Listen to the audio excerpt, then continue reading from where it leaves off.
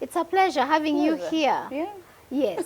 Now, you're here to share your story with us. Yes. And your experience as a married woman, Yes. married to a narcissistic man. Apparently, and this is a warning, I met this guy online. On Whoa. Facebook. Facebook was new at that time. Yeah. And I joined Facebook. And you remember, then, our ears, we were being Yes. told when you're 30, you're too old even to get Yeah. married. You'll not get a husband. You're very educated. You have a job. You have your money. You'll not get a husband. You'll not get a man. During this time you're courting or you're getting married, now you're married, you're in his house. Yes. How is he treating you? What sort of a relationship do you have? Yes. I was a queen. Yo. Yeah. Hey. Because it was so immediate that the baby came. I didn't experience so much of the fighting in the courtship. Yeah. We didn't. Later. Then I'm like, what's wrong with this guy? Why are you changing? What is the problem? Why are you shouting at me? Why are you... So that's when I started realizing, what's wrong with this guy? Things are changing. First abuse when I was 8 months pregnant. Yes, and he came home late. No, not late. Let me say in the morning. Because it was wee hours in the morning. Then I'm like, why are you coming home at this time? Yeah, it happened. Then why didn't you even call me? Why didn't you tell me? No. He pushed me to be...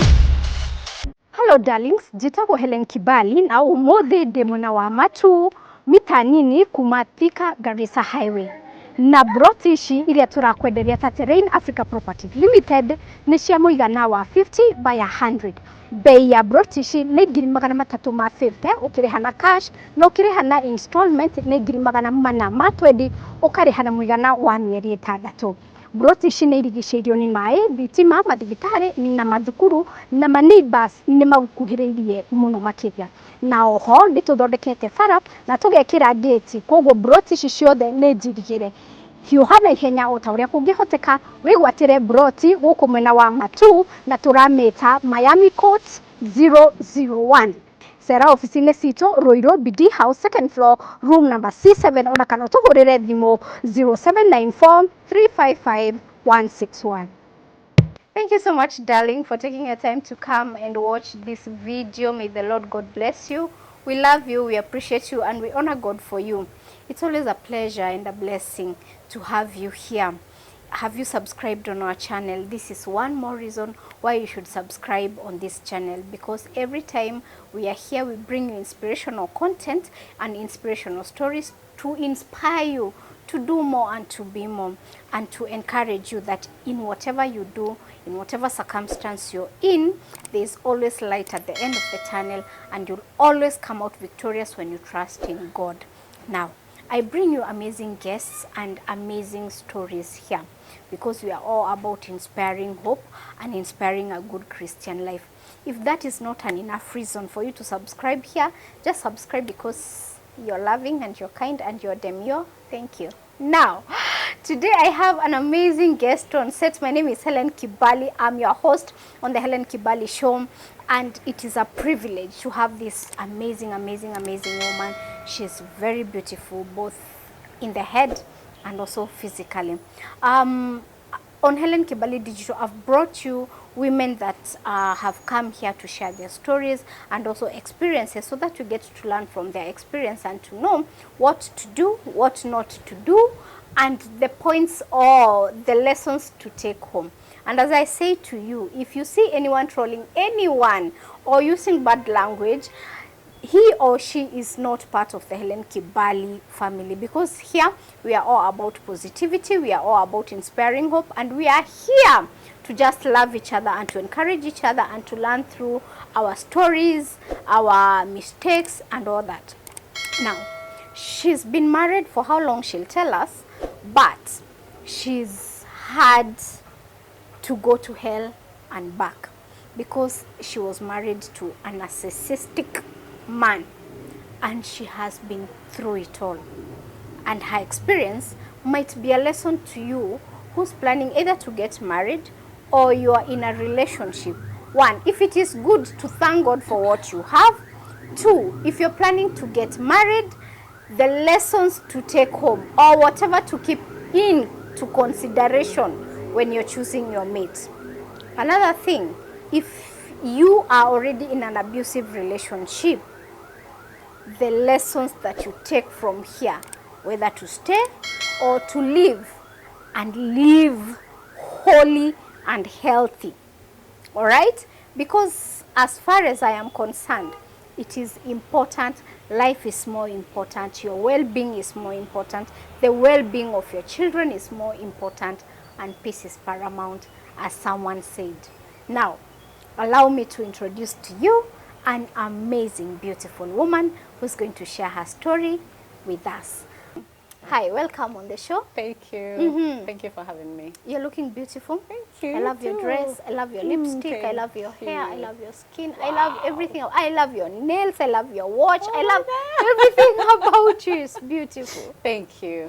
Thank you. I really appreciate. Thank you so much for having me in your show. Welcome on Helen Kibali Digital. Thank you. Yes. Now, we would want to know you. What's your name? Where you come from? Yes. All right. My names are Elizabeth Wambere Githai. I come from Nyahururu. Oh. Yes. And Wambere originates from Kirinyaga. Yes. All right. Yeah. So Wambere is your surname. It's my name. Your name. Yes. My All surname right. is Githai. Githai. Yes. So Wambere Githai. Yes. All right. Yeah. It's a pleasure having you Pleasure. here. Yeah. Yes. Now you're here to share your story with us. Yes. And your experience as a married woman. Yes. Married to a narcissistic man. Yes. Now, before we get into how you got into that marriage, how was your upbringing? Were you brought up by both parents? Give us a little bit of your background so that we get to know where it all starts. Okay, I'm a last one in a family of 7. Yeah. That means I'm the 7th one. Whoa. And have been brought up by 2 parents, my dad and my mom, both biological. Yeah. And we've had a very beautiful, I thank God I have had a beautiful life, a beautiful family setting. Yeah. As far as I understand what beautiful means, Yes. that beautiful stands for peaceful, clear upbringing, you know, God-fearing parents, and I've been brought up in church. So that's what I call beautiful, because there's nothing I've lacked in my upbringing. Yeah. I've been given education to all levels. I've been given a good life. I've never walked without shoes. I Yes. thank God, because I saw that in our village. Amen. I have lived in a standard family that I thank God for. Yeah. Yes. All right. Yeah. So both your parents were present Yes. when you were growing up. Yes. You've gone through primary, Yes. high school, college or university, Yes. and done with all that. Yes. What did you study in campus? In campus, I studied social sciences for my bachelor's. Whoa. Yes. Yes. And then I did counseling psychology. I mastered in psychology. Yes. So both you've mastered. Yes. Whoa. I've mastered in psychology. All right. Yes. All right. Now, where does this journey start? You getting married. How did you get to know this man? How long did you court? What impressed you most about this man for you to want to marry him? Oh God. Yes. Okay. Apparently, and this is a warning, I met this guy online. On Whoa. Facebook. Facebook was new at that time. Yeah. And I joined Facebook. I was not very active because I was already working. That is after campus. I dated first, but I didn't date for long because I feared. Then I decided I need to date someone from whom maybe they would understand me because I was not in the country. Yeah. So I started dating a man at home while I was away. So we dated, what can I say, even less than a year. Online. Online. The end of the year, he came to visit. that's when we met in person, because I didn't even know who was coming. So he traveled, came, met me, and I liked him physically because it's the same person I met. And we started courtship. That was in the year 2008. Yes. 2009. So by the end of the year 2009, I had already come back To the country. to him. Yo. Yes. Because at that point, I was working with the UN. I was a regional volunteer. So by the time I was deciding to come, I was in Addis Ababa. So I decided, I think this Christmas, when I'm going home, I need to meet this guy because I think I'm almost into my 30. I need to get serious with life. And you remember, then, our ears, we were being told when you're 30, you're too old even to get married. You'll not get a husband. You're very educated. You have a job. You have your money. You'll not get a husband. You'll not get a man. And I felt, I think it's time. And I really had the urge of getting married. Yeah. So with the urge and being and the push for the family and what are you waiting for, utasoma hadi lini, you know, it's really pushed me. Yeah. So I really had pressure from home also. Yeah. I decided it's time. I decided to come back and meet him now in person because the same 2009, he had planned to take me home, Yeah. to his home. So it to had meet gotten his that parents. serious. Yes.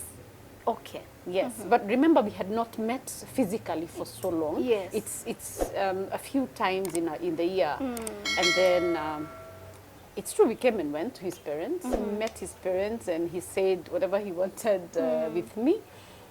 Then we planned now for them to visit home also. Apparently the same month. So it's something that went very fast. Very fast. And they came home, introduced themselves with his friends, and then he planned, he was given a date to come with his parents. And everything was organized. Now, remember, I haven't left. I'm still in the country, so I'm so excited. I've never lived with a man. Yeah. I've never experienced life like with a partner. Yeah. So that's when I started now seeing life on another page, you know. I'm still putting my work on hold, but this is my priority at the moment. Yes. So I visioned for that priority first. Yeah. So we sat down, agreed, discussed, and it was like, I want to marry you. The will you marry me came very fast, and I was like, okay, I've been waiting for this. Yes. Yes. I'll After marry all, you. I'm 30. Yes. I was almost 30. Actually, I was 29. I was headed to 29. Yes. Yeah. So we decided that we're going to get married before the end of 2010. Yo, Yes. you are running fast. That was, I think, the biggest mistake I did, but it happened. And in September 2010, we got married. Yes. And immediately I got pregnant. Yo. And the family started. Remember, I'm coming from a background I don't understand. I understand what marriage is. I understand because it's not a personal experience. It's from other experiences. Yeah. You always believe your own setting will be perfect. Mine was very perfect. Everybody admired me because he was a single guy, young guy. He was my age mate actually. And we are pushing on, well, what he likes is what I like. But at that point, you wouldn't notice the real person, you know, because we didn't know each other. That's what I can say. Yeah. So when we got to stay together is when I've come to learn what kind of a person he is and what kind of a person maybe I am. Yeah. Now, during this time you're courting or you're getting married, now you're married, you are in his house. Yes. How is he treating you? What sort of a relationship do you have? Yes. I was a queen. Yo. Yeah. I was a queen. I was being treated so well. And I think that I had the best courtship at that time. Because you treat me out, you know, gifts, everything a lady would want, you know, being given the first priority. Yeah. everything nice belongs to you. Long live the queen. Yeah, he wants to make you comfortable at every point, and he's introducing you to everybody. You feel loved. Yeah. Yeah, and that's what we like. Yeah, so I was very comfortable because it was so immediate that the baby came. I didn't experience so much of the fighting in the courtship. Yeah. We didn't. We didn't. So we came to fight later. Later. Then I'm like, what's wrong with this guy? Why are you changing? What is the problem? Why are you shouting at me? Why are you... So that's when I started realizing, what's wrong with this guy? Things are changing. Why are you pushing me? Because it doesn't... I think with abuse, it doesn't start like by abuse, by being hit. No, it starts by something very Take small. us back to the first time he was abusive. Not maybe physically, like you're saying, how it started, that you learned, oh, this person is abusive. I learned the first abuse when I was 8 months pregnant. Yes, and he came home late. No, not late. Let me say in the morning, because it was wee hours in the morning. Then I'm like, why are you coming home at this time? Yeah, I got an accident on the car, the road, all the excuses he gave me. Then, you know, definitely, it's the first time I'll be like, with who and who, even you can call Fulani and just find out what happened. Actually, I even didn't come with my car, I was brought by my friend. I was like, okay. Then what happened? Then why didn't you even call me? Why didn't you tell me? No. He pushed me to give way. You know, that's when I realized, why you I mean, why are you pushing me? I'm pregnant. I mean, you know, you start crying and, you know, you're whining and you're all over the place and you don't believe what's happening. And it's like, wachana mi miss him toto. You know, he's not a child and you know, I'm not your child. So why are you asking me questions? Like, what's happening? Then from there, definitely because of the anger and everything, you don't talk. Yeah. Yeah. He gets ready the following morning. He goes wherever he will go. I remain there with my stress. That's when now it started. Now the backlog of the stress, without even talking about it, came by. When I'm trying to talk to him, he gives me a wall. He creates a very big wall. He doesn't want to talk. Yeah. Let's not talk about that. You brush it off. You brush it off. So you carry so much burden in your heart. Yeah. So when you're coming to talk about something very special, you can't. No, it's already creating boundaries. Yes. You know, it's already broken the bond. So we continued. Then I had the second one. The second baby. No. Or the second... The second experience. Yes. Then I'm like, no, this is not... It's not working for me. Why are you shouting at me? And instead of talking, you're sending me text. When you go to work, you're sending me text explaining whatever happened. We need to talk. Yeah. You know, because So he avoided dialogue. He avoided you communicating. Straight conversation. Yeah. Yes. Okay. Yes. So he would go to work and send you a text. He explain himself. Yes. Of what happened. Oh. Then later I'm thinking, because I've dealt with issues before, I'm thinking, is he does he go and maybe plan of what to tell me? Is it an afterthought? He has a plan because he didn't talk to me yesterday. What is this? Why is he refusing to have a conversation? Yeah. Why can't we just solve? And then he started becoming sorry. Yeah, he started becoming sorry because I'm almost maybe getting the baby. Then I was being advised, you know, by women and whatever. Maybe when I got married in church, you know, we go back to church and question. Then you're like, maybe because you're pregnant, maybe because you're not doing too much. Maybe that's why he needs, maybe he's doing whatever he's doing with his friends. That's why he's going out, because you're not the way you were, you know, when you were a girl. Remember, we didn't have a time when I was a girl to enjoy that space. Yes. So I don't understand why he's been with me and then now he's leaving now, you know? So I was being told it's normal for men to leave. It's normal. I thought that's what the time they're supposed to support you even more because you're carrying his baby. Yes. But I realized, I think it's a Kenyan norm that when you're pregnant, the man will just disappear on you. Oh, they're very busy. Yeah. They become very busy. Yeah. Yeah. Yeah, so I had that experience, but the baby came and it was all well. Yeah. Okay. But what I didn't learn is those were red flags. it didn't really click on my head because I didn't want to believe my situation would change. Yes. So my mindset was very positive. So I didn't have a mindset of like, this guy can change. No, this guy can do. No, I didn't have that negative south thinking of this guy will change to the worse, you know.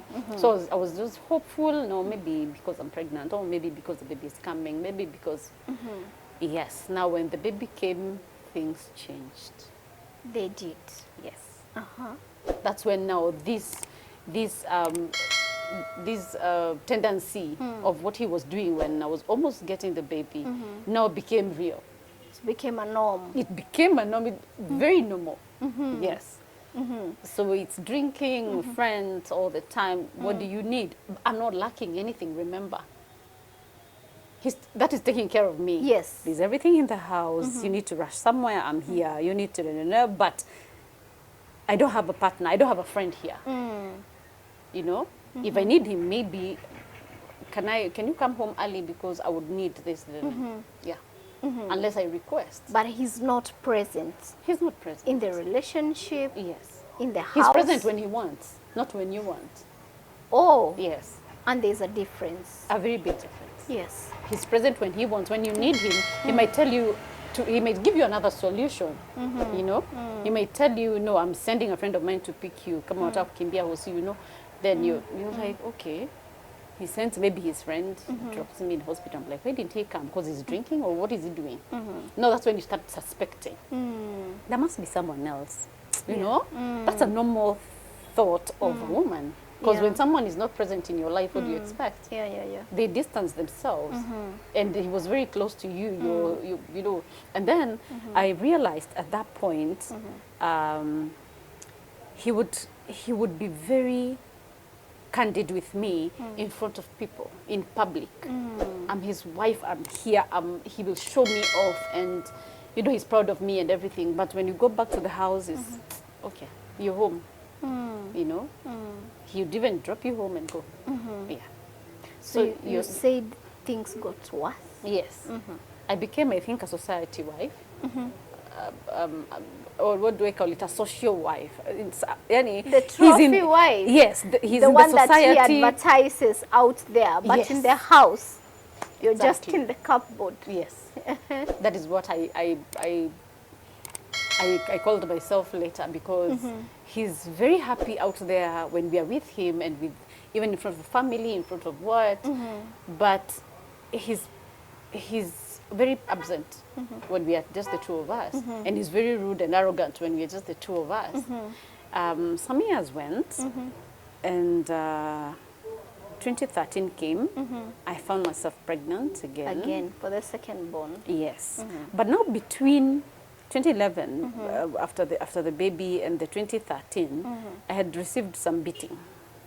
Yo, Yes. it's got physical. It got now physical. It graduated now. All right. Because the house we were living at, the gate was a bit far from the house, and it's a standalone. So someone had to walk to the gate to open. Yeah. We had I had brought a Samburu soldier from our place. There are so many there.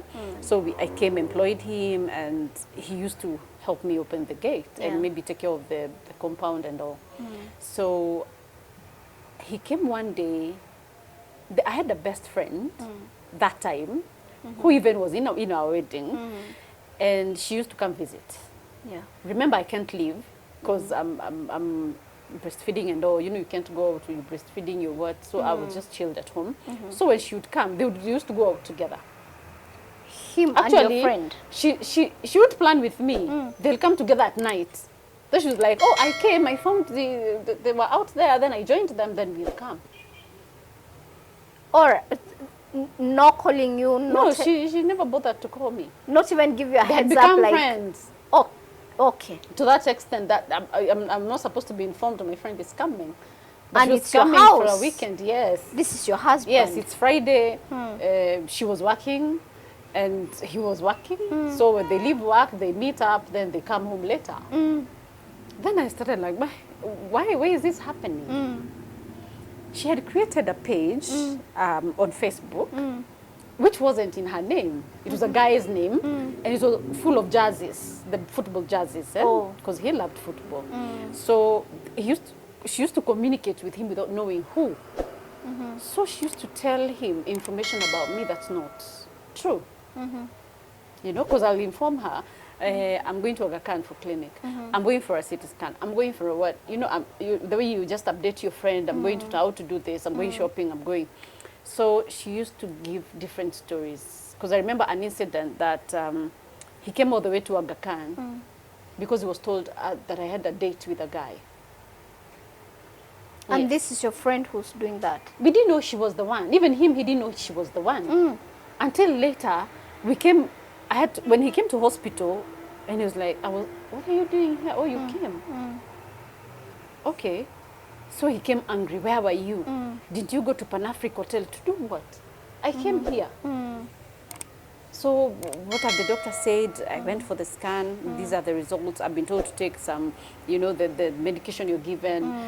And then we left and sat somewhere. So he was on my neck until I called the auntie, his own auntie, to solve this issue because I don't understand where it's coming from. Then he opened the Facebook and was like, it's this person who told me, who is this person? So we had to find out who that person was. Did you find out? Yes. How? We didn't leave that sitting without knowing who it was. We found out she was the one. And then it was like, why should she even be communicating with you? Because we had to call her with his number for the continuation of the conversation. Hey, I've realized it's you who is telling me this. This is what's happening. You didn't know. She's like. She continued talking. We knew she was the one. Because I didn't have two friends. I didn't have another friend. And now that ended there about her. So he was a person of being told something and believing and acting over it. And I had another experience of the same later. And I didn't expect he would do it again and believe what people were telling him, which were lies. Then later, 2013, I had a bad experience. I had an ectopic pregnancy. It took me down a bit, then came back. But it was so unfortunate. It's like I went for a surgery, you know? Yeah. So definitely it was so difficult for me again to conceive, carry a pregnancy, to term, and do all that. So I was still very fragile. But later I tried again because I really wanted to I had given myself like 10 years to get babies or the babies I would want. I had planned myself. So I really wanted to, you know, get the babies first and then continue with life. So already you have how many? That time one. Yes, one. Yes. All right. Yes, so I'm looking for a second born. But the experience I had between that and the second born I got, that is when now I got what we call beatings. You know? Because I think our friendship is already tarnished with him. Remember, we didn't have a bond from the beginning. Yes. So it's so easy to break this. Yes. So I think our friendship was broken. We were not friends anymore. He's shouting at me all the time. He fired our Samburu soldier and told me, no, you'll be opening the gate for me. Now his true color started coming. I'm not going to be employing someone and you're in this house. Yeah, I'm not going to be, you're not going to be sending the house girl because I've not married the house girl. So it's you to open the gate. So me and my wounds and whatever I feel, I have to go to the gate and open. Yeah. And it's a distance. So he used to punish me and he used to come late. 3, 2, 1, and I have to open, if it's raining or not, I have to open that gate. So most of the times I was being beaten because of keeping him at the gate. Oh. I've been here for 30 minutes, you didn't open, you didn't hear the hoots. I'm like, I didn't hear. Okay. And anytime I had... He wouldn't call you, like, let he you know wouldn't. that he's coming. No, he started, like, punishing me. For whatever reason, I didn't understand. You know, because I now started realizing, was I in love with this guy? Were we, okay, what's happening? Were we in love? Was this love? What do you call this? I started now feeling, no, I think when you go for counseling as a woman, you're told you're the builder of the home. Yes. Yes, you're the homemaker. So you try to make your home. So Yes. I really tried. I go to church, go for counseling, go for women groups, come and, you know, try to make everything happen. So when I come to him, he says I'm pretending. You know, when you're trying to do something different, he says, where did you learn that from? No, that's another beating. Oh, Why are yeah. you pretending that you're so good today? Can't you just stand there and look at me and tell me the truth? You're pretending. I'm not pretending. I'm just trying. I want this to work Yes, out. I'm trying. I'm just trying to be that woman, you know. Remember, at this point now, he has started monitoring my calls. He started monitoring my phone. He started monitoring how I speak to my people. And he doesn't want me to talk to certain people. He wants to know what call you've made, to whom, what are you guys talking about. Now he started cutting my conversations with people. If I would go somewhere, he would want to find out who I was with, who I'm with. He started becoming like insecure. Then I'm like, why are you becoming insecure? Because there's no one I can speak to. In my mind, I know I'm married and I respect the marriage. Yeah. So why are you thinking that maybe I'm talking to someone who is, you know, I'm not supposed to talk to? He started telling me that my tummy after the baby, after the surgery, darling. he started body shaming me. Yeah. He's body shaming me. And then that time I used to do makeup. He started telling me, you know, to stop applying those things. Stop putting on those, you don't look good. Yeah, you don't look good in those things. Why are you dressing in that dress? He started now looking at me on a different picture. No, life changed. And you know that can be draining. It is draining. It is almost equivalent as being actually more than a beating. Because this person is messing with your psychology. With your mental health. Like literally someone body shaming you for just looking different because you had a baby. His baby. All right. And remember, I now had another one, another issue. Now already I have a cat and maybe it looks ugly maybe or whatever it looked to him, I don't know. But I'm healing from this. It's something we're going together. We're going through together. Yeah. And then when he becomes too harsh and pushes me so hard, when he finds I'm crying too much, he comes and babies me. I come back. Whoa. He bombs me and he gives me so much love and attention that that's me out. But when he does that and you forgive, that's the end. And I think it's a trend with narcissistic people. Yes. That when they know that they've done something very wrong, and especially men, Yes. they'll give you gifts. I've had women sit there and say the same. This person beats you up, does horrible things to you, but then I don't know if they come to the realization or I don't know, they just treat you like a queen again. Yes. They give you flowers, they give you gifts, they can even buy you a car. Just to say sorry, and then you're looking at him and feeling like, oh, maybe I misjudged him. That's true. Oh, maybe he's changed. He can change. That is the prayer. Ah. That is the prayer you always had. I always had that prayer. God change him. God please change him. Now I was being asked by my sister, change him from what to what? Are you specific? Because I'm confused. I'm in the middle of somewhere. I don't even understand what he's changing to. Then I realized at that time he's treating me so badly. He had an affair, a very serious one, with a friend of his I knew, you know. But they used to, she didn't have a car, so they used to drive together to work. So it's a lady from the shop, you know, where you buy stuff all the time, near the home. She used to tell me, and that lady comes and she's picked here every morning. Who, do you know her? I'm like, which one? She told me, tomorrow I'll take a photo. She took a photo for me. Then I was like, I know her. And how do they even sit? You know, that time my son is going to nursery. And he leaves in the morning with the child. So I'm like, how does he even carry a woman with my child? Okay, I stopped thinking. No, it became now bitterness on my side. I started questioning. That is when I got another beating in 2014. Yeah. A very beautiful beating. Let me call it. It was bad. Yeah. And remember, it's a year. I had a surgery. This 2014, and I didn't know I was pregnant in 2014. So after the beating is when I went to Nairobi Women Hospital because I was bleeding, and I didn't understand why I was bleeding. I went and told them I'm bleeding. I was told to do a scan. So, okay, before the beating, you were pregnant. Yes. Did you know? I didn't know. You I think didn't it was know. 2 months or something, a month. Yeah, so I didn't realize that I was pregnant that time. But remember, from the surgery, I didn't use any family planning, Yeah. and I was just coming back to myself. Yes.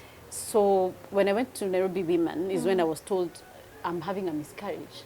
I was shocked. A miscarriage? And what happened? So when, because he's the one who took me, I was very weak. So he was asked what happened. She fell down the stairs. We don't have steps in our house, but I didn't speak. I didn't tell them no. So I was told to get in. I got in alone. Then I was told to go upstairs. Kumbe, I was being told by that lady to go to the boardroom because I started crying. So when I went to the boardroom, she sent a nurse and she came. What's happening? Were you beaten? No. I started crying again. I was not able to say because he told me not to. He really wanted me not to. So later is when I said, yes, he beat me. So you fell. How is your back? Come, I just told them it hurts. So we need to do an examination, and I was taken for another examination. I was checked again. Then I was told my back is okay, but the baby has to go, and it was not so big, so I was given some medication to clear it. And it was painful. It was really painful. And then you remember we still have a story of that lady. Yes. So I can't speak about it. Number one, I can't tell him anything because I have seen what he can do. I'm scared. I have been warned. So I didn't tell anyone, even from home. I didn't tell my sisters. I just kept it to myself. Okay.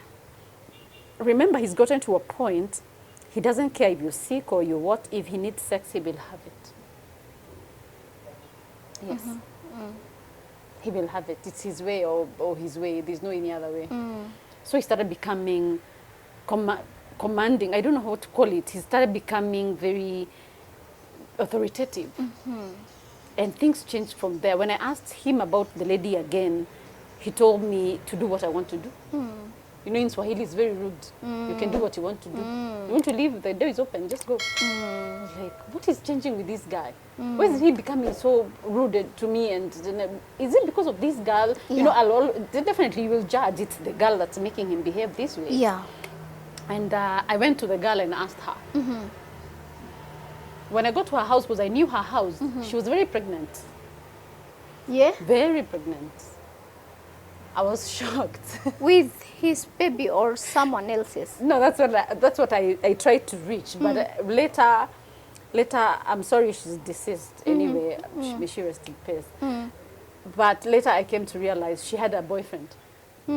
Still. So this was the side dish? Yes. Okay. She was a side dish to she his... was swearing to me that day, I swear this pregnancy is not for you, guy. I have a boyfriend. I was like, okay. All right. So you've had the second baby? I've had, now 2015 came, I had my second baby. And still the same trend. I think you're feeling the trend of no communication. No one is listening to you. No, I'm being listened by other people, not him. So he's absent, present at some time when he needs. The baby comes. He's candid at times. It came to a point even he would beat me and buy me very big gifts. Like you said, a car. He bought me a Vanguard at some point. Oh. A new one. After a beating? Yes. To say sorry. Yeah. Yeah, because that's when I realized I think I should be going to the police and report. This is too much. Hey, don't take me to the police. No. It's he looks scared and he looks very sorry and it's the devil and it's alcohol. It's, you know, everything is blamed. Yeah, for you to remove your mind from... They blame everything but Yes. themselves. I'm sorry, I can never... Can I even do such a thing? Can I even hurt you? No, it's not me. Even at that time, I don't even remember. He even don't remember what happened. That, you know, when we went to the club, there's a guy who came there, told me this and that. I got angry. Why do you come angry at home? Why do you beat me for whatever reason? Yeah. Yeah? You come home, you want to check my phone. You know, whatever you're looking for, you're going to get. You come check my phone. Which number is this? Who is this? But remember, I'm already into business right now, at that point. So I have calls all over. I've made calls maybe to suppliers. I've made calls. So he wants to find out who I've been communicating with. He'll beat me for whoever numbers he'll find there. Then you tell him, take the numbers, you'll call them tomorrow. Yeah, your boyfriends, your what? No, he started, I think whatever he was doing, he thought I was doing. Okay. So he started telling me that I have a boyfriend. If it's an Indian who used to supply me with Mtumba bills in Mombasa Road, he even called another guy in Gikomba, called so many guys. I'm becoming ashamed even at my work, you know, because he's suspecting everybody. Then I was advised, maybe that's what he's doing. He suspects you're doing. Yeah. You know? No, it's a trend. It won't stop. Yeah. I thought it would stop. Even after prayer, even after calling was there, even after going to church and making sure the highest rank in church, maybe the archdeacon or someone calls him and speaks to him. At the end of the day, wherever you take him, it comes back to you. Yes, because when you go to church, you go speak to the archdeacon. If he's a man, he'll call him and say, you don't do this to your wife, you don't do this. You guys are married in church and you know you should uphold this. He comes back and tells you, so what were you telling me with that guy from church? What do you want me to do? Have I married him? No, the war starts now again. You'll be beaten because of that church. And you even be denied access to that church every Sunday. You're not going anywhere. Where do you think you're going? To do what? To those wazes who are calling me like a young boy. I'm a man. Who should tell me? So he had no one that can speak sense to him. No. So I decided, no, church has hit the stone. What should I do? I should go to his home. I started going to his home because I'm scared of telling my dad, because my dad is tough. And, you know, exposing, definitely in counseling, you know what we do. We advise people not to expose their spouses to their relatives. They're going to hate him. Yeah. You know? So the negative side, you try to keep to yourself. So the best person who could maybe help this situation is his parents. So I used to go to his parents all the time to get counsel, maybe to warn him, maybe to tell him not to do. Yeah. Until now, it became a norm for him. So what did you tell mom? Is she here? So what do you want? You know, I even found it. And then I realized that it used to happen in his house, in his home. He's been brought up in an abusive family. His dad was very abusive to the mom until she got sick. So I didn't know the story until the mom got sick. So she came to my house when she went to hospital. That's when I learned, oh, this thing is not his. It's coming from somewhere. Yeah. Oh, okay. Then the mom gave me stories about what happened. I learned from her. Then I now looked at him differently. He won't change, and he's not changing. Then I started now realizing what a narcissistic partner is. How should I even treat him? Now, when you try to be to come back to yourself and not become a victim, no, he victimizes you even more. So that you go back to where you were. You're a doormat. You're just nothing to him. He treats you like nothing when you're just the two of you or when you're at home. Because even my children have grown seeing him fight, see him beat me, you know? And when he's sober, actually, maybe he speaks, but he won't hit you. Yes. He has to use something to become that bitter guy, that he has to become high to fight. And he beats you in front of the kids. Yes. Yeah, my children will tell me, my son used to say when he went for counseling, he used to drag mom on the corridor. Because he used to hold my clothes behind here and drag me all the way to the sitting room to beat me from there. Because I would hide in the kids' bedroom so that he doesn't beat me, you know. So he would just drag me out and beat me for whatever reason.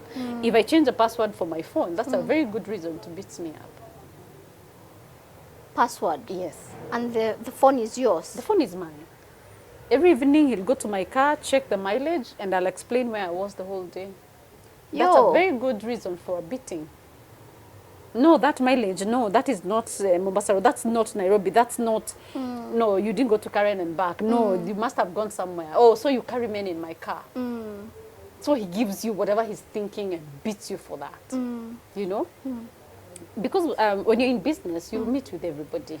Yeah. And especially when you're selling clothes, you'll meet with men, because I'm selling men clothes, I'm selling whatever. And there are men who shop for their women even, Yeah. you know? So they frequent your place. There's a guy he was paying to come and check who has come, what car is parked outside, what kind of a guy, how did I even behave, did I escort them to the car? He knows everything. And that guy came and confessed much later. He was a car wash guy, he used to wash my car.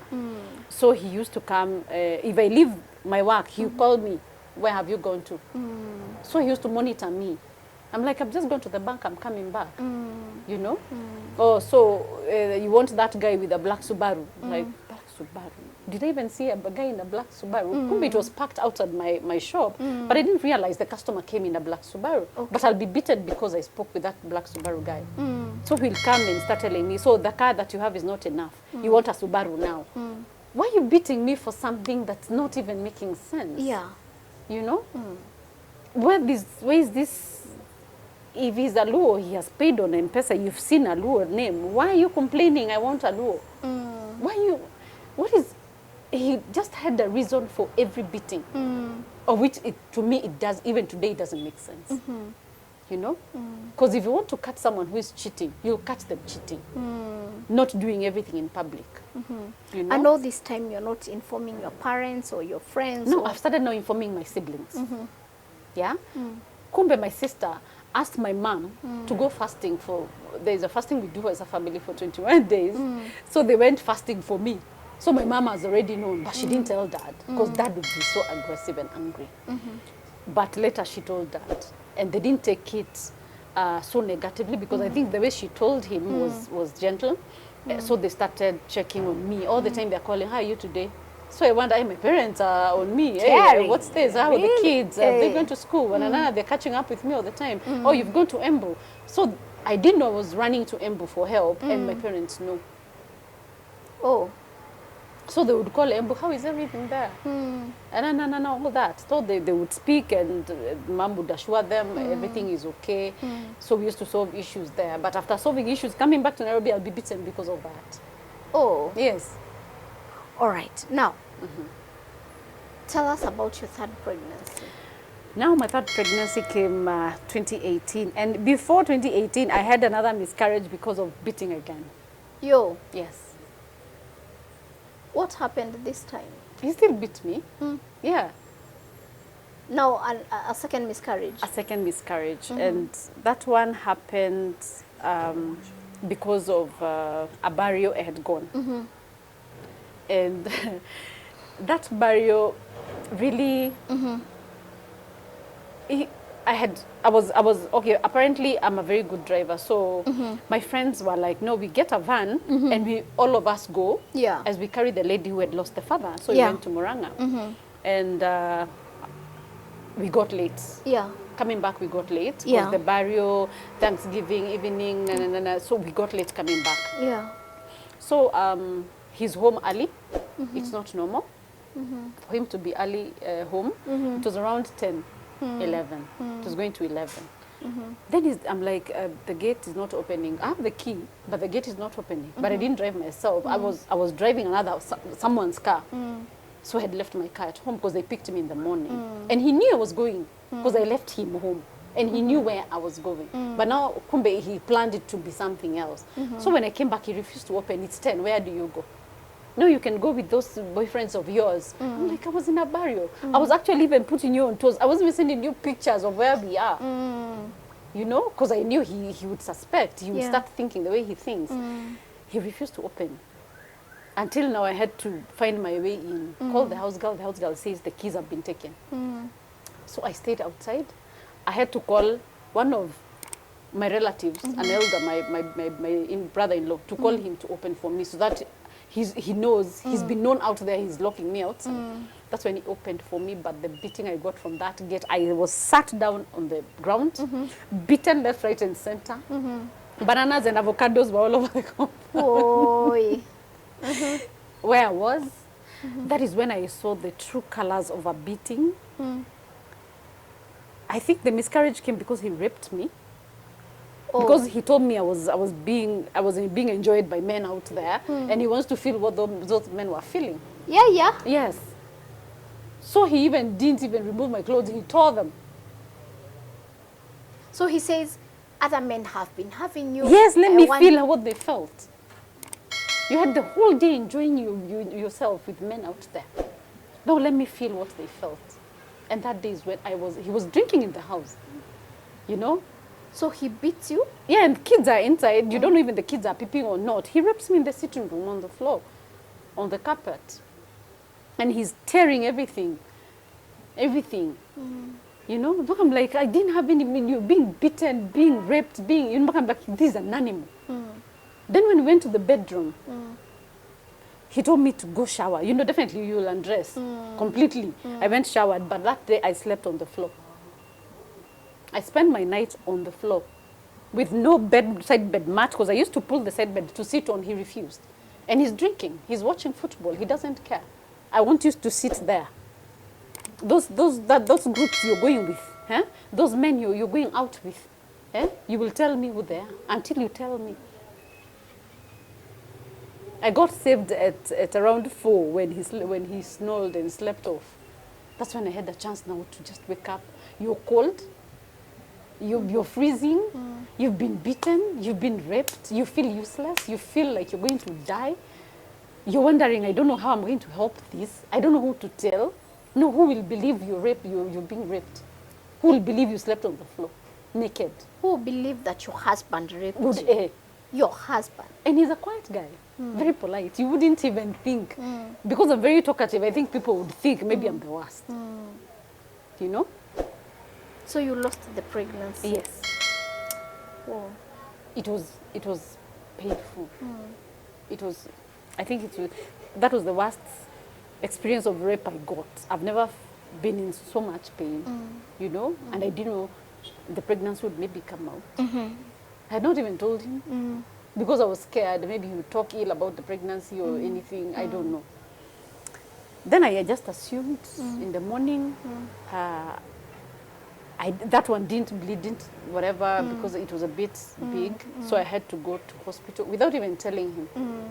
So he started questioning, why is the card being used like this? Why did you go to hospital? Were you sick? So he didn't know. I went to hospital, but he knew after I put because he has to get the confirmation in his emails. So I went and I told him, yeah, I lost the pregnancy. And he's like, no, it's your fault. Every time it's your fault. And don't you tell anyone. Whew. From there, I'm still swallowing, and I'm still trying to see if my mental health will be okay. I don't know. I've never been in a position that you can cure yourself, but you're not. I know what to tell someone else, but I don't know how to tell myself. Yeah, after I all. was not able to even figure out how I can convince myself this is happening to me. I'm in denial. So I'm like, no, this is not happening. This guy will change. Mentally, It's how are midlife you? crisis. It's that time I'm drained. I don't know. I'm not even thinking. You know, I'm not thinking. I'm not sober. I'm just somewhere confused. Because you're a victim. You're being controlled. Everything. When you leave home, he knows. When you come back by 8, I was given time. I had to be home by 8. If past 8 I'm not home, I'll explain where I was. You know. If I'm not informed in the supermarket or I'm passing by this place, but I wouldn't pass by anywhere because he had already ruined my relationship with so many people. I wouldn't call, I wouldn't meet with a friend, it was a problem meeting with people, you know. So I just took it in, I think. I was strong enough to take it in. And I thank God I didn't even fall into depression. But I knew how to pretend. Let me say, I knew how to pretend I'm okay. And it's good that you've said that, because most people that are going through that, Yes. they look okay from the outside. Yes. We are friends with them. They are our family. Yes. They are our sisters, our Yes. cousins, Yes. our aunts. Yes. They're going through that. Yes. But they keep a very smiling face. You can't tell anything is wrong. And the Yes. worst part is, they are living very comfortable lives. Yes. So you're thinking, but you're being given everything. You have a car, you have a good home. Your husband gives you money. Money. What can stress you? Money is not everything. Yeah. That good life is not everything, because I had it all. But I was living like a slave. I was a slave in my own life, in my own marriage. Yeah. I was being used. Let me say, I felt I was being used, like the way a man can just use you because you're disposable, you know? Yeah. They use you and just because you're there and you're there, and, Yeah. and he will assure you, I'm the man in this house. Yes. So say what you want to say. But I'm the man in this house. You know, he'll keep assuring you. I'm like, wow. Now these days I believe I'm a woman. Because he's the man. And he's the one to say it's his way. So anytime he would come home, maybe at night, and I hear the hoot at the gate, I would just feel like I want to urinate. You. I'm scared. I'm so scared. You know, I don't want to, you know, when you meet him, you're scared, and then he'll hold you like this. He's not beating you. He'll just scare you. Yeah. He'll just come home normally, but he'll just scare you. He'll just hold your neck and he's like, why are you looking at me like that? Yeah. He just harass you, you know. You're not happy because it's not a joke. You're not going to smile about it because he does it in real life. But normally, maybe he's not drunk. He'll just tease you with such kind of tendencies, you know. Then you're left thinking, why is he doing this? Is there anything he's hiding? Maybe he'll beat me later. I know you're scared now again. Then later, I got my third born. At that period, before even the third born, that's when I had another friend. I told you it will happen again. Yes. I had another best friend. So he looked for that girl. And I don't know how they talked and planned on how to, you know, to put me online. But this woman never trusts friends. Friends are never the best, especially women. You don't know 100%. She really turned her back on me so badly. They was from the same village, so she would mostly I was with her. You know, but I was with her for my own security, not to be suspected with the man. You know, just to put men at bay. So I was with her all the time, shopping, children. We are doing this, and we used to really share a lot. And so she knew what I was going through because I had shared with her. Even the beatings and all. Yes. Later I came to realize, kumbe, she's the one who was instigating the beatings. Oh yeah. Yes, because she would, these men, I don't know what kind of men I was being told I have. She was one who would go say, I was with her, but I took her for a date. She was meeting this guy. Then I'm beaten for a guy I don't know. For a date I didn't go for. We went to Carrefour, we went to whatever shopping. Then when I come back, who bought this? This is a man who bought this. So, you know, I have not explained to you I had gone shopping. Yeah. But you when you're coming back to the house, you know what information. I even shopped for what? Yes. So if it's my personal wear, my inner wears, you'll come and say, oh, you're wearing, you bought this for this man. Oh, so that's why you guys went out. Oh, he bought for you this. I'm like, I mean, wait. I didn't tell you I was good. Okay. Where is this coming from? So I never thought it would even come from such kind of a person, a close friend of mine. Later, it bloomed. Their friendship bloomed until they started. They were partners now. You know, until they started doing what married people do. Whoa. Yes. Your friend. Yes, and she's married. I'm not ashamed to say that. Yo. She's someone's wife. Aya. Yes. And apparently, I knew that from a very different person who used to work for me, and. Someone worked for them too, so they realized on that side it's the same as when she comes to my side, she's a friend. When she goes to Mzee, she's a closer friend. Whoa. Yes. How do you break free? Now, breaking free was not an easy one. I'm not going to promise anyone breaking free from an abusive marriage is easy. It's not easy. It's not easy because by the time you're coming back to your senses, you're drained, you're used, you're beaten, it's like your self-esteem is down there, you're finished. But when you have a good backup or a good support system, it's easier for you. I really had a very good support system, beginning with my bishop. He's a bishop right now. That time he was my reverend, Bishop Sam Gashadi. and of Nyauru Diocese. Thank you very much for saving my life. He talked to me enough times, but you know, sometimes at some point you don't even listen because you're being pulled this side and you're being discouraged from meeting him. I'm even meeting him secretly because I don't want to be seen meeting the church guy because I've been beaten because of that church guy. Yeah. So he really saved me a big deal. He told me now it's time you train your mind. He didn't tell me go. He told me you have to train your mind. And you have to get an exit plan. So like an exit plan. How will I even plan with these children? With my house, with the things I bought. You know, the attachment that you have in that home Yes. is what makes you stay. That's what I came to realize. Yeah. Then you're looking at your biashara, you're looking at the children, you're looking at whatever you have put in that place, and you're like, no, I'm not going to leave this. That is the human mind. But remember, you're exposing yourself to so much danger, even of your life, because he threatened to kill me so many times. He choked me. This time he choked me, and he himself would rush me to hospital. He would beat me, rape me, pour alcohol on me. Sometimes he wants to burn me. He comes with a knife. He threatens you with so much. You don't give up. I don't know why you don't even give up, because you're looking back at what you're going to lose. Because it's over 10 years. I'm going to lose all this. Then where am I going? Then, remember, he's assuring you, you can go nowhere. Why? He's giving you everything. Even when you go for meetings, we go to meet a counselor, they're like, there's nothing she lacks.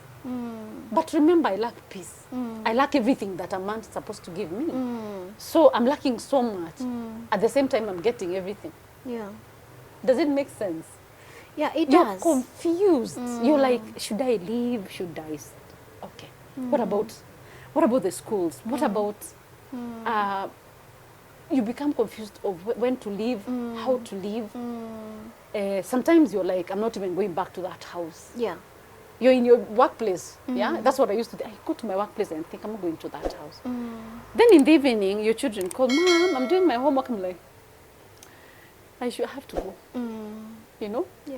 Because you're giving up at the same time, the children are motivating you to go back home. Yeah. At some point in, when COVID came, now COVID was the mother of all trades. Yeah. COVID came and forced everybody to stay home. Yes. Now that's when it blew off. Whoa. It blows off at that point because you're not used to staying with him. He doesn't want to expose good part of him because he has already exposed that bad part, and he wants to remain in control. He wants to remain in authority, and he wants to show you're nothing. So he becomes arrogant, he becomes unbearable, even in front of the children. So at some point I was just wishing this thing would end, and these the lockdowns would end. I'll just go home. I go to my mom's home, whatever may, you know. And then it came to 2020 August.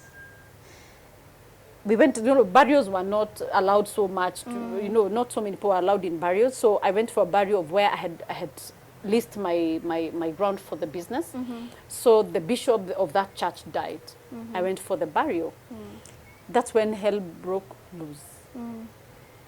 Because he didn't want me to go, so he told me I'm not going to go with the car. But I really had to go because we had a plan with my neighbors at work, and we have a chama, we have a group that we contribute money if anything happens. So we had to go and present it, and I was their chair lady. So I had to go for the burial. So I have gone like forcibly because I was told, where are you going? I'm going for a burial. So you're going to work today? I'm like, no, I have to go for the burial, then I'm going to go to work. But I went for the burial. Okay, bring the car keys. He puts them there. So definitely you're not going to use the car. Yeah. I find my way. I go for the burial because I really had to go, but I explained to him I have to go for this burial because I'm holding the money, I have the envelope, and I have to go. He's like, okay, you can go. So already he has denied me the car. So I'm not going to carry anyone. I go find my way, and we go to the burial, and we come back. When I'm coming back, there's a guy, there's a friend I met there, someone we go to church with, and he was like, no, there's a friend of mine who lives near your place. He had just come back to the country from the US. I think he was a military or something. I didn't know him. I met him that day. So like, no, he'll drop you I'm very sure he's my friend, he's my best friend, he'll drop you. So me, I trusted. And actually, he didn't drop me alone. We were so many in his car. Actually, it was a Land Cruiser. So I got in. We went via Ngong Town, picked the wife, dropped the wife at the gate. He proceeded to drop us because it was a bit far from his, it's not far, but it was past his home. It was a trap. He was waiting to see how I'll come back home. I don't know how he knew how I'm coming back home. I don't know if he had my PIN or, but I realized he was liaising with someone in power to get my locations. So I think he knew who was coming back. So the guy came, dropped me at the gate, turned, I showed him where to turn because our gate space was smaller. Our neighbor's gate was bigger. I told him, because your car is longer, just turn from that gate, come back. So I was still in the car when he was turning. So he turns the car, comes back at the gate. I alight and get into the house. He leaves. Later, I don't know anything, go shower, and I relax. Later is when I had the hoot at the gate. So when he was coming in, his car was not in the front was off. No bumper, the bonnet is all beneath, the windshield is smashed. It was a mess. I was like, how did he even come without lights? What's happening? So he drove and came and hit my car from behind in the compound. Then he went back and hit it again. Then I was like, what's happening? So he came and was like, oh, your boyfriend now. No, your boyfriend, because he's driving a Land Cruiser. He can come and hit my car. I'm like, my boy, I have just met, I don't even remember. Then he's like, my boyfriend, which one? So he alights from the car. It's still running. It's almost on top of the other car in the compound. He comes and starts beating me. He sat me down on the ground to explain who that name, he gave me a name. You know, a name, Jemo and James, it's one, but I don't even remember the name I was given. You go with these people, drop them home. The guy's name didn't come to my head. Oh, so it's James now. James. It's not even coming. It's not recording in my mind. I don't even remember. So my mind is not even in the bio. It's somewhere else. I don't, because I didn't do anything wrong. So it's like, okay, so you want to be driving a Land Cruiser. And I hear that you've gotten this guy, now from the guy who had you before, who has a V8. So you want big cars. And you want these big guys. I'm being beaten because of these guys. But remember, there was nothing. It had just gone for a burial. You know? And that guy you're hearing with a V8, he's an elder in church. And that's how he gave me this guy to drop me home. And I don't know this guy is giving me. So now this guy has been brought in the picture from church now. Now it becomes a problem. I was beaten that night because of those two guys. I heard later is when I learned the story. He came now to follow. He knew we had already passed where he was drinking. He was in a bar. So he came to follow the car. And waited for him. The road was very narrow, so you cannot pass two cars. He came and did a head-on collision with this guy. Yeah. Yes, because he dropped me home. This guy didn't know who. He doesn't even know my name. He doesn't even remember what.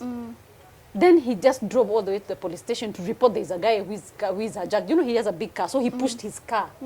That's why it became dismantled like that.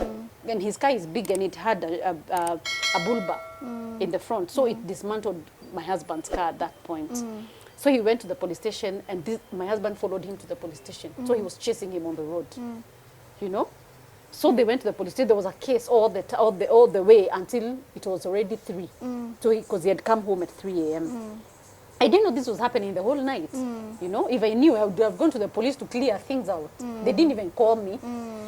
Then I heard that he went to the police station and, you know, he had already gone to report there are thieves. Because he doesn't know it's my husband. You know, there are thieves following me and they want to carjack me. So when he got to the police station, all the police were all guns blazing to him. And they were all cocked their guns and they're waiting for this thief to bring himself to the police. How do you even come to the police station? He surrendered and was like, no, this guy is having my wife. Then this guy is confused. My wife? What do you mean, my wife? Who is your wife? I carried women today. I don't know whose wife, who's where. Wherever you are coming from, that was my wife. The brown girl, you dropped her, na na na na. So it's like, oh, that, okay, I see. Yes, I have dropped someone. Yes, I dropped that lady at her gate. And I'm actually, I don't even remember her name. Yeah, you're pretending. So it was sorted at the police.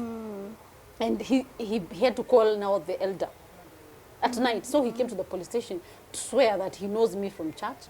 And he gave the same story this guy gave. So the police believed him. Yeah? So that story ended there. But it didn't end for me.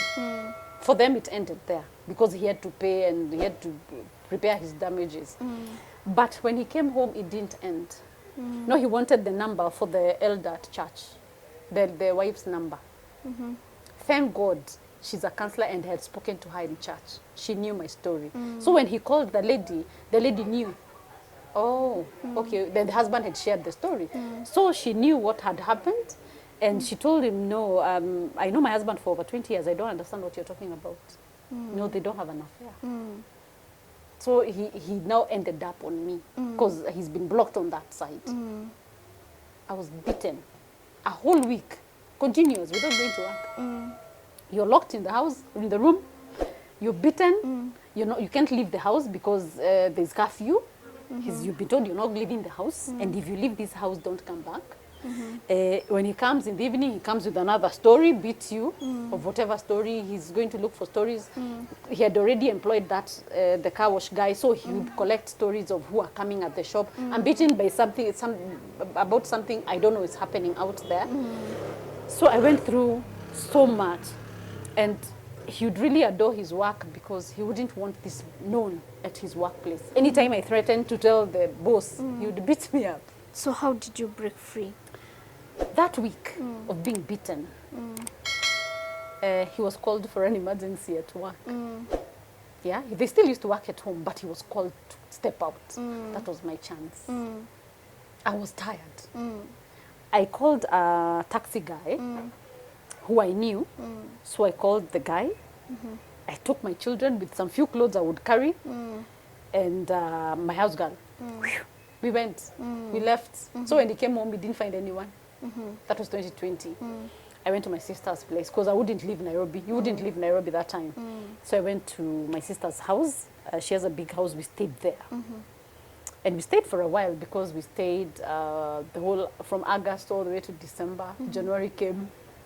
Yeah, I don't want to talk to anyone. I don't want to hear anyone telling me we speak or we talk. I don't want to hear anything. I had already decided in my head, no, I don't want to go back to this. I'm not going to die because of a phone call. I'm not going to die because someone dropped me. I'm not going to die because I had decided with myself. No, I had gotten to my point now. I'm not being told by anyone. It's my choice. So 2021 came. And children had to go back to school. I'm not working, remember. I need school fees. I need upkeep for the children. So I went back to the children's office. I reported the matter. And actually, it was the police case plus the children's office case. That's how I was helped now to send him off, because he was sent off by the police because I didn't want to sue him. If there's anything I didn't want to be answerable to my children, what happened to their father? Because all these with the P3s and with the OBs, he would just go in. And how would I even explain to my children, your father is in because of me? I think I carried that guilt already even before I did it. I was like, no, I'm not going to sue him.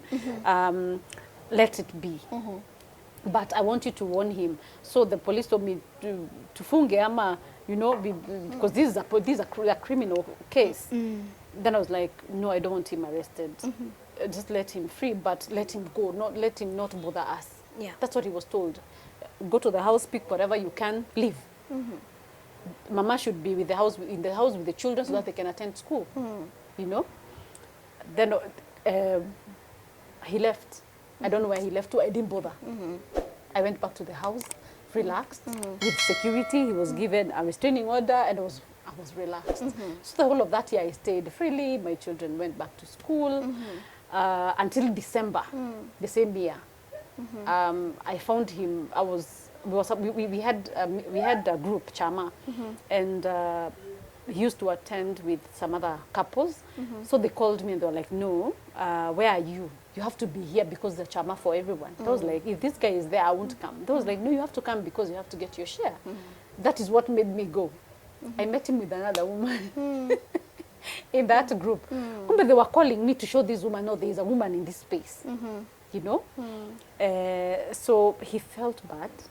I think I rubbed him so wrong. I've never exposed him. I've never told anyone. He's never been disrespected by people out there. Now I'm making him get disrespected by his friends. Now that's when hell broke loose.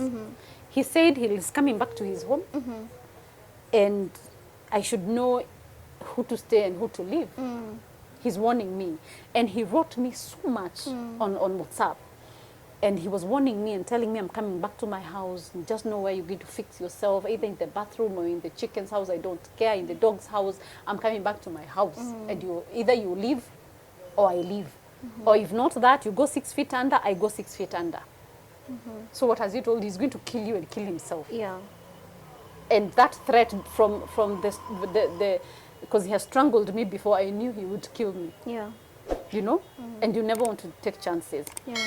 So that time I had taken time to go for counseling, go for mentorship, you know, someone to speak to me. You know, I was already back to my senses. I was already back to my work, to my norm, and to my right thinking. So I was like, should I wait or should I leave? I waited. But when he came blazing. He came blazing. I knew everything was under control because I had informed the OCS. The security was there, and he wouldn't do any harm. But when he didn't come immediately. He first brought his stuff back, then he left in my absence. That was on Saturdays when it happened. So Sunday he stayed when I was expecting him to come back. Mondays when he brought stuff, then he disappeared again. So he didn't come back again that Monday. So you see, he's playing the game, the mind game. He came on Tuesday. Blazing at night. What do you do? If you know you're called by this name and he calls my names, leave. Because I'm coming. Yeah? If you don't know who I am, you will know today. I was like, this is too much. You know? You can call whoever. Which police station haven't you gone to? You can try Langata, you can try this, you can try another police station. That tells you have no say in the police station you had reported. Yeah. You know? Because he told me they are all here, in his back pocket. Yeah? That police station you used to go in, they are all here in my back pocket. What has he told you? You have no help. Yeah? So when he came, I refused to open the gate. He jumped over. He came breaking the windows. I don't know what he was hitting the windows with. It's either me or you, or we are going down to both of us. Where are the kids? They're in the house. No, I've told the house girl, no, they're in one room. They have hidden in one room because they were used to that. And I knew it would stop, you know. I knew it's under control. I tried to call. No one is answering my calls. When I call again, another police guy told me, okay, it's our tutakuja. But they didn't even turn up when I needed them most. I called my sister. She lives in Utawala, that's too far. She wouldn't have got there on time. So I had to save myself. So when he was outside, he was saying, everything in this house is mine. Even those children are mine. I just want you to get out. We face each other. I'm like, no, face each other. We kill each other or what? If it means killing each other, we will kill each other. If it means, no, I was like, no, I'm not for this. I'm not for this because I don't know what he has. I don't know what he's come with. I don't know how he has come for a whole year. I've not been with him. I don't know how he's going to react. So I planned. I opened the back door. I dropped there were two doors. So I dropped one, I don't know what they are called. I knew it would open, even from outside. But the other door was open. The front door was open. So when he had the other door is being opened, he rushed. So I rushed out of the other door. Unfortunately, the key at the gate, I think because of the tension I had, it did open very fast. So he found me at the gate. That's when I was hit properly and thrown out of the gate. I hit his car and I went to the other side. I ran for my life. And that's how I ran for my life to date. Because I said, I don't know what he will do to the children, but I went straight to the police, reported that day, said my children are there. I was actually given a place to stay at the police. I didn't know they have rooms for security. I didn't know. I heard that. I knew that time. But I wouldn't sleep. I just sat there crying, you know, whining about my children. I'm just holding my phone. And how I left with sneakers and a hoodie, that's how I stayed. To date, I've never gone back to that house. Because he would have maybe done worse. How long ago was that? That was 2021 December. December. Yes. Now, have you legally separated? We have legally divorced. We separated legally, then the divorce went through last year. How was the process? The process for the divorce was not hard. I don't know. I think when I did it myself without a lawyer, and if you know how to speak yourself out, and if you have your records straight, if you have your papers and everything, it will go through, because nobody will force you to stay in a marriage that's abusive, and nobody can push you for what you don't want. That's what I learned with the court, with our system. You cannot be forced to stay in an abusive marriage, and especially if you have filed the case yourself. It was easy for me because I did it myself. When they call for mentions and everything, I'm there, and you follow your case to the letter. That was easy for me, although it took a while, because I trusted that I had a lawyer before, but they didn't follow up for me.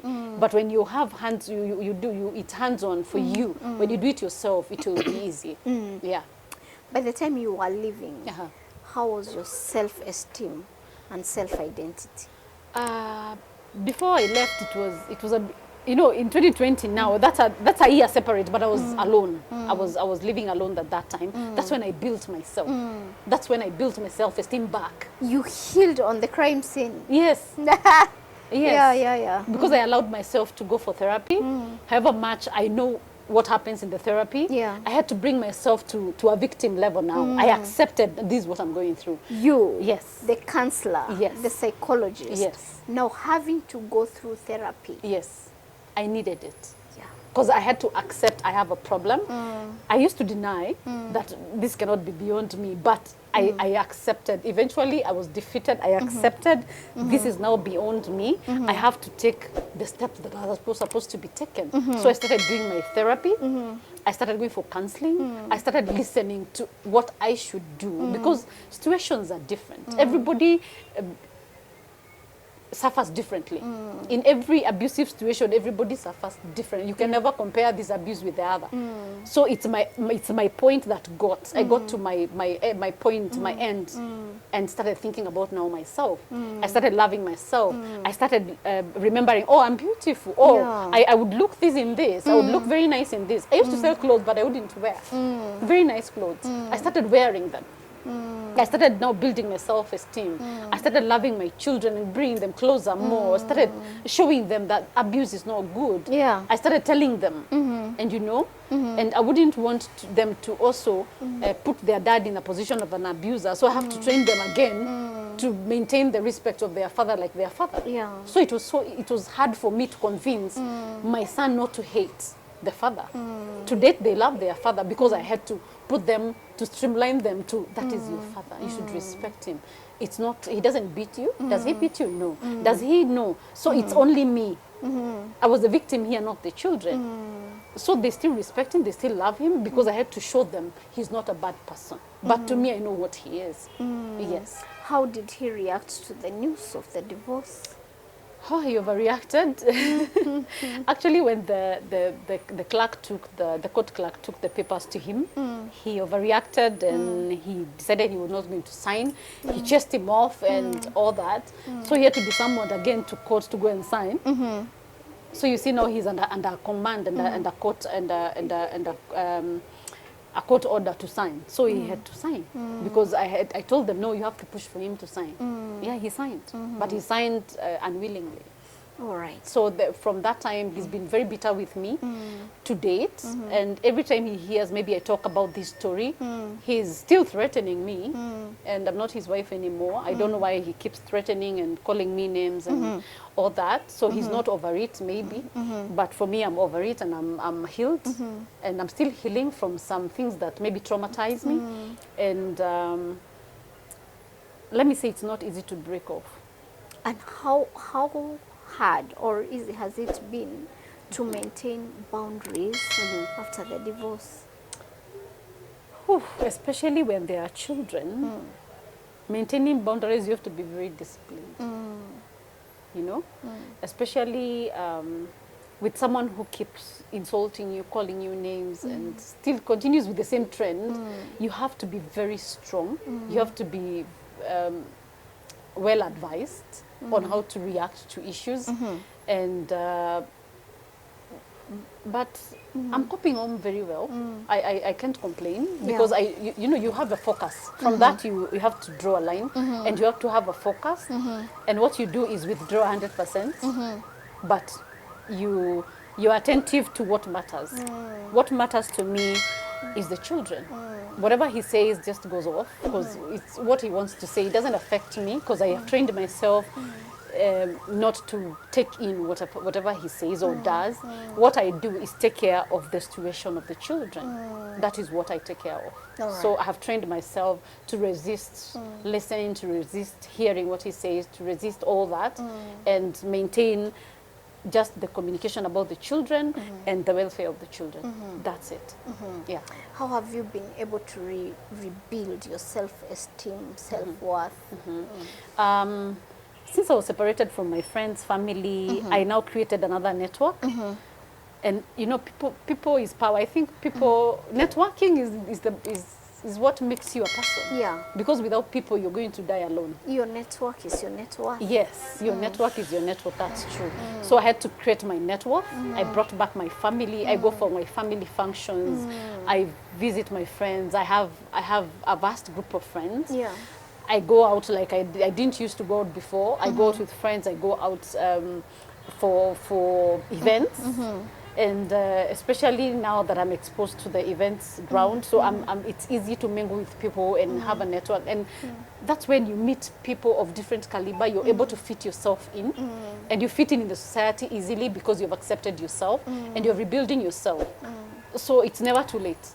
Yeah. For me, it's never too late. In my years, I have children, I'm a mom, but I have to catch up with my life. So I had to catch up with my life. Business-wise, I had to catch up with my life. Work-wise, my networks, I had to really bring back because I had to change my numbers. I changed all my contacts. So I had to now again create another contact. It's not easy at this point. So whoever that was important in my life at that time, I brought them back. Whoever that I didn't have any interest with them, they are just backed off. But it's about self-building. You have to be self-driven to come back, to bring yourself back, because nobody will come out there and come and tell you, no, you're supposed to do this. You're supposed to go this way, unless you're going for guidance or maybe you're being counseled by your mentor. But the rest you have to put to psych yourself. Yeah. You have to psych yourself whatsoever. Wow. Yes. How are the kids? The kids are well. The kids are well. They're schooling, they're back to school. And I'm praying for their mental health. All the time I keep them on track. And I'm sure they're going to rebuild. So we are parenting. It's not been easy. It's always been a tug of war. You parent this way, he doesn't want them to go to whatever schools. He makes his decisions alone. He's supposed to share with you. So there's still a tango, but we are going to make it. All right. And I believe, because since I can't talk too much about the children because the case is still in court, I believe the justice will be done. Yes. Looking back, what do you think or wish you could have done differently before even getting into all this? I wish I quoted more. I wish I dated with him for a while. I wish I didn't run into marriage because I landed myself into marriage very fast. I wish I knew him earlier. I would have read his red flags. I would have seen maybe my do or don'ts. I would have maybe balanced to know what I want. Because actually that's not what I wanted. At the end of the day, that's not what I wanted. Yeah. 100%. Yeah. Yes. Now, looking at yourself and everything you've been through, Yes. the heartaches, the ups and downs, the Yeah. fights and all that, what have you learned about yourself that you didn't know? Ooh. Resilience. Yo, Yes. I love that. Resilience. I think I'm so strong that I would take all that. You know, later it's like, I took all that. Is this my story? Was I crazy? Was I what is this? Is it me? You know, my resilience was so high. Yes. Yeah. And I was very persistent in my life. I think I was very positive. So I was very persistent on making this work. However negativity is, I looked at it differently. That's what I learned. I think I'm very persistent with what I do. What I set my mind on doing, I do it wholeheartedly. However wrong it goes, I have to make sure I make it right. Yeah. Until I'm not able to do what I can't do. Right. Yes. How are you navigating now? How are your goals? Are you achieving them? Are you closer to them or farther from them? Goals are not easy to reach, and goals are every day. I say achievements come every day. That's what I say, because you cannot achieve everything at a go. Yeah. So I give myself time. I have now learned to be patient with time, not to rush into things. Because if you can rush myself in such a relationship, then it lands me there, and it's a lifetime decision, it would really mess you up. So I'm taking a day at a time. So I've learned to be patient. So I'm taking every growth per day. Like I started my life. When I left just the way I was. So I had to start a life, if I like it or not. And remember, I cannot start a life like I have come from campus. I want to reach where I was, at least to see I'm still going on. But now I have to give myself a chance to grow slowly. Yeah, because because I'm healing at the same time. When you're in that relationship, so many things happened without you realizing, even in your peers, that is supposed to be done. People are doing things out here that you didn't know. So I'm catching up with with the trends of life. Every day, something, maybe I place something I need to do, I work towards it and make sure, give myself maybe some time, I'll have done this by this time. So I'm better focused on what I'm doing. I'm better focused on the targets I have in life, because definitely I have targets. I won't say that I'm slugging behind. I'm not. With my ears, I think I'm where I'm supposed to be, because this is where God wanted me to be. This is a platform maybe God is giving me to maybe to reach someone else, to be a life example to somebody. To God gives you reasons to be somewhere, and I believe there's a reason why I'm here, and I'm in this situation of life, and I thank Him because of my health. I'm fine. I'm good. I'm happy. You know, and I'm happier that I'm at peace. You know, nobody questions or throws a word on you, and that's at peace. It really costed me. It's expensive. Yes. It is really expensive. And it's very paramount. It is paramount. Oh, yes. Yeah. The lady that said that, she knew what she was saying. That's true. Now, you're very beautiful. Thank you. And I know in the future, probably God might or would or will bring someone your way. Yes. What kind of a person will you be looking for? Oh, my goodness. You know, right now, I have choices more than I had then, because I know what's best for me. Yes. And I know what I'm focusing at. I know what I want. And number one, peace. Peace.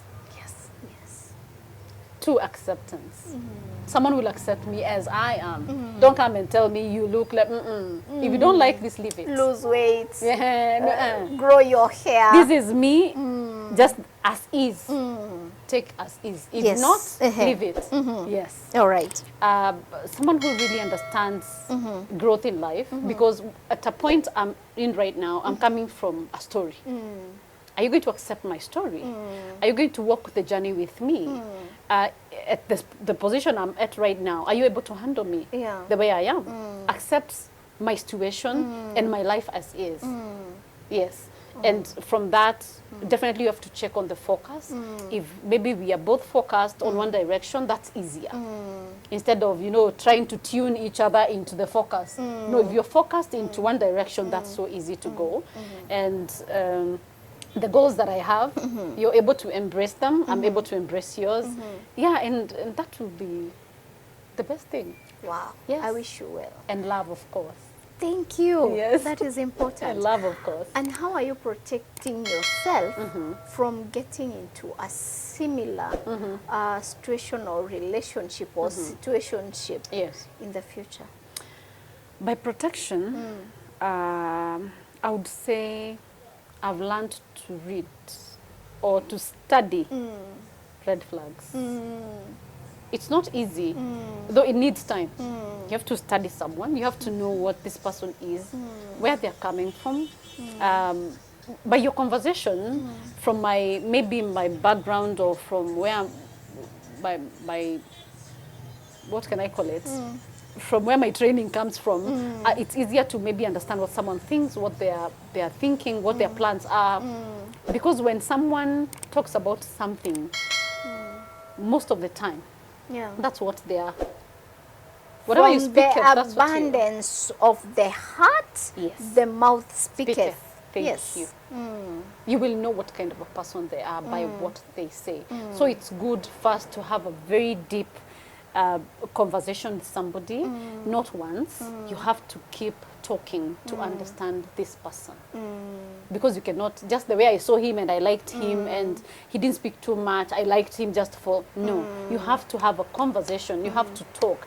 You have to be in agreement at some point. You have to know each other deeply so that you can understand what this person wants, what you can do or not do with them. And read in between the lines. Yes, because definitely he doesn't come in just for me. I have to also go in for him because I have to understand where he's coming from. How am I supposed to fit in? How am I supposed to go in? You just can't come just because of you. You go in, you might find he's different. Yeah. You might find maybe it's not, I'm not the one he wanted. Yes. We are not perfect. We are not all perfect. We have our what do we call them? We have our flaws, and we need to understand each other's flaws.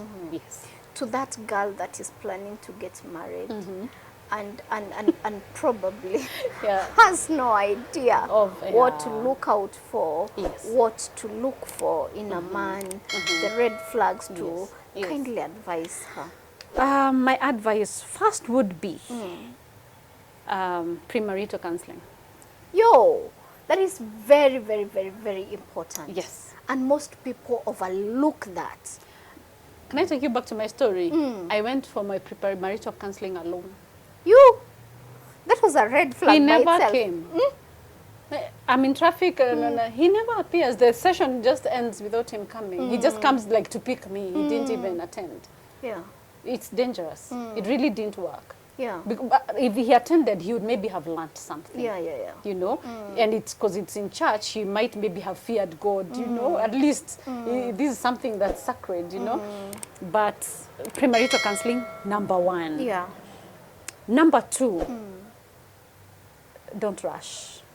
Yo, Don't rush. take your time. Take your time, learn this person, have a courtship, understand this person, understand the background where they're coming from. Because if I understood that's where he's coming from, an abusive background, maybe I would have thought twice. But I didn't know. Yeah, you need to know their family, blend with their family, know them. You know, meet, don't fear. Nowadays, parents are easy. They're not like our days. You wouldn't have brought a guy home easily. But these days, I think we are easy with our children. You can just bring the guy home. Hey, this is my friend, say hi. Come know how they live in their home. Are you able to cope with that home? Because when you get married to the whole family. Yeah. You have to cope with the home. You have to cope with how they live. So you have to know where you're going, because that's where you're going to live. That's where you're going to stay all your life. Yeah. So you have to know where you're going. Yes. And if you're going to cope with that family, or you're going to cope with you can decide, or if the guy understands the family is not what you like, he can adjust for you, because that's him. You're marrying him, not the family. You know, you just don't you say I'm not going to get married because his mother. He's your husband. That's what you want. But if you can adjust to their family, yeah. Your parting shot. Whew, my parting shots. Yeah. Say no to abuse. Yo, you're such a darling. Yes. I love you already. Say no to abuse.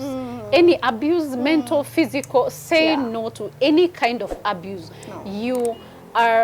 We are all assigned to happiness. We are all assigned to good marriages. We are all assigned to have a good life, you know, like the way God thinks good for us, and you know, His love is abundant for us. Why don't we just stay loved and enjoy what we are getting? Marriage is not slavery. No, it should not be slavery. It should not be hell. It should not be cry all the time. It should be a happy place. It should be the security for your children. It should be the security for you.